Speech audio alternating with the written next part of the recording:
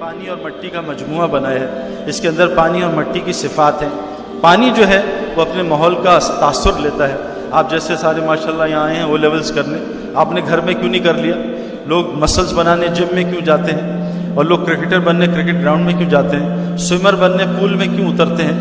انسان ماحول کا محتاج ہے کیونکہ پانی کا بنا ہے. 80% اس میں پانی ہے.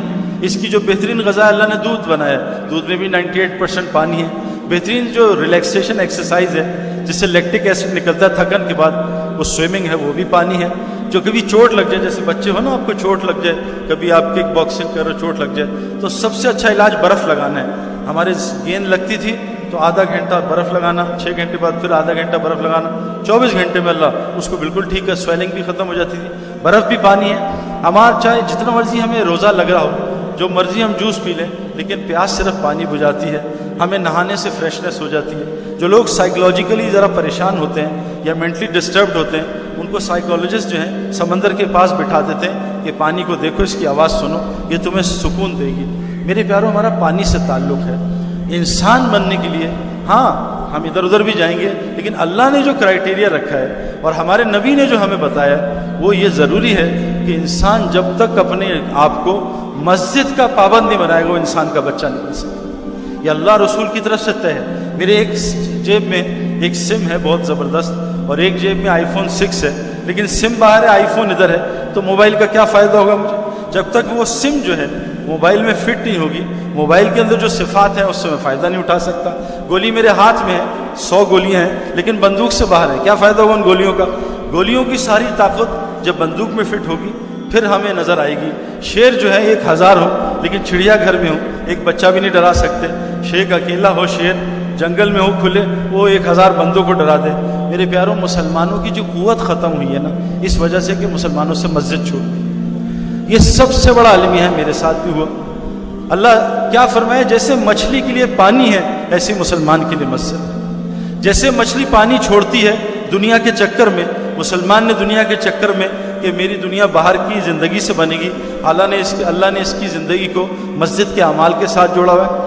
اعمال کے اندر اللہ نے مال رکھا ہے. اعمال میں 5 لفظ ہیں, الف عین میم الف لام.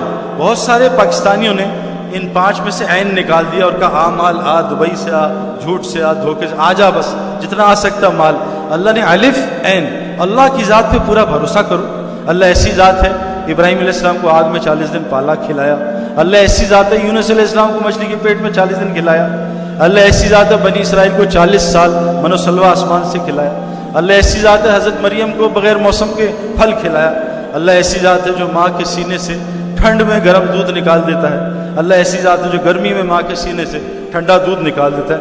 اللہ پہ پورا بھروسہ کرو, اللہ رازق ہے اور کوئی رازق نہیں. اور دوسرا, حضرت محمد صلی اللہ علیہ وسلم کی پوری زندگی سیکھ لو, آگے مال اتنا ہے کہ ہم سنبھال بھی نہیں سکیں گے. صحابہ نے اللہ کی ذات پہ ایسا بھروسہ کیا کوئی کر ہی نہیں سکتا. حضرت ابن حذیفہ رضی اللہ عنہ آگ میں ڈالے جا رہے ہیں, بادشاہ نے کہا مجھ پہ ایمان لیا, رب چھوڑ دے اور اسلام کو چھوڑ دے. کہا نہیں چھوڑوں گا. بادشاہ نے آرڈر دیا ڈال دو ان کو. جب وہ آگ میں ڈالے جانے لگے تو ذرا سا رونا شروع ہوئے اور ذرا کانپ رہے تھے. تو وہ لوگ سمجھے کہ ابن حذیفہ رضی اللہ عنہ بہت قیمتی آدمی ہے, بادشاہ کو بلایا, ڈر گئے, آ جاؤ دعوت دو ان کو کفر کی. تو آ کے بادشاہ نے کہا کیا ڈر گئے؟ کہا نہیں. کہا کیوں, رو کیوں رہے ہو؟ کہا میں تو اس لیے رو رہا ہوں کہ میری ایک جان ہے, کاش جتنے جسم میں میرے بال ہیں اللہ اتنی جانیں دیتا, وہ ساری اللہ کے لیے قربان کر دیتا. تو بادشاہ نے اس کا کہا میں تجھے چھوڑ دوں گا, تیرے ساتھیوں کو تو میرا ماتھا چوم لے. حضرت ابن حذیفہ نے اپنے ساتھیوں کی جان بچانے کے لیے ماتھا چوما. تو مسلمان ایسے تھے, اللہ پہ پورا بھروسہ تھا اور حضرت محمد صلی اللہ علیہ وسلم کی زندگی سے محبت تھی. اگر یہ 2 چیزیں ہم کر لیں میرے پیارے, اپنے آپ کو اللہ کا پابند بنا لیں. اب اچھا, اللہ سے تعلق کہاں بنے گا؟ مسجد میں جا کے. مسجد فرشتوں کا گھر ہے. تو میری آپ سب سے گزارش ہے والدین سے کہ 1 گھنٹہ, جیسے جم روزانہ جائیں گے تو مسل بنیں گے, تو جیسے روزانہ جم جاتے ہیں, جیسے روزانہ آفس جاتے ہیں, جیسے بچہ روزانہ گراؤنڈ جاتا ہے, ایسے ہی ہر مسلمان کو روزانہ پابند ہو کے دیکھو, آج صبح جم گیا, کل شام کو جاؤں گا, اس سے مسل خراب ہوں گے, بنیں گے نہیں. آج صبح دوائی کھاؤں, کل اپنی مرضی سے شام کو کھاؤں گا, اس سے علاج نہیں ہوگا. جیسے ڈاکٹر کی پرسکرپشن سے دوائی کھاتے ہیں.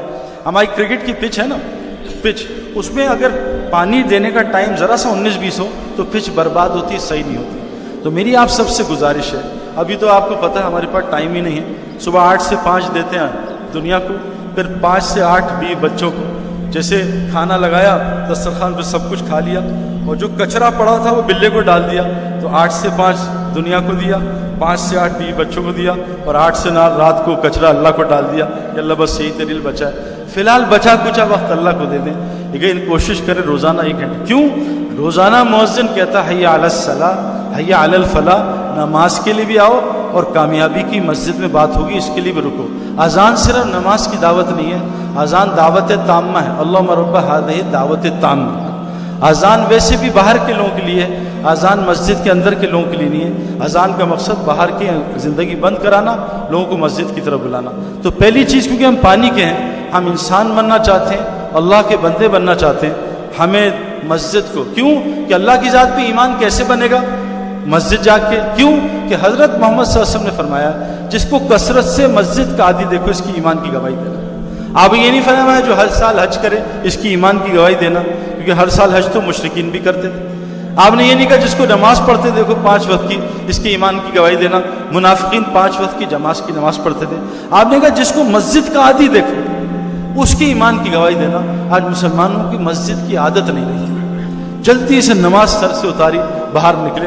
مسجد میں دل، مومن کون ہے جس کا دل مسجد میں اٹکے؟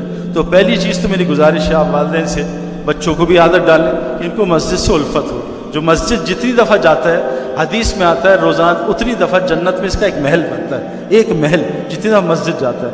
حدیث میں آتا ہے جو مسجد نماز پڑھنے جاتا ہے جہاد فی سبیل اللہ میں داخل ہے. کتنی بڑی عبادت ہے مسجد. جو مسجد آتا ہے وہ اللہ کا مہمان ہے. جو مسجد کا کھوٹا بن جاتا ہے، حدیث میں آتا ہے جب باہر دنیاوی کاموں سے جاتا ہے فرشتے اس کے ساتھ اس کی مدد کرتے ہیں. قرآن میں اللہ نے فرمایا جب مومن مرے گا فرشتے آئیں گے، وہ گھبرائے گا، ڈرے گا. فرشتے کہیں گے ڈرو نہیں، گھبراؤ نہیں، ہم تو تمہارے دنیا میں بھی دوست تھے، نظر نہیں آتے تھے، اب ہمیشہ وہ تمہارے دوست رہیں گے.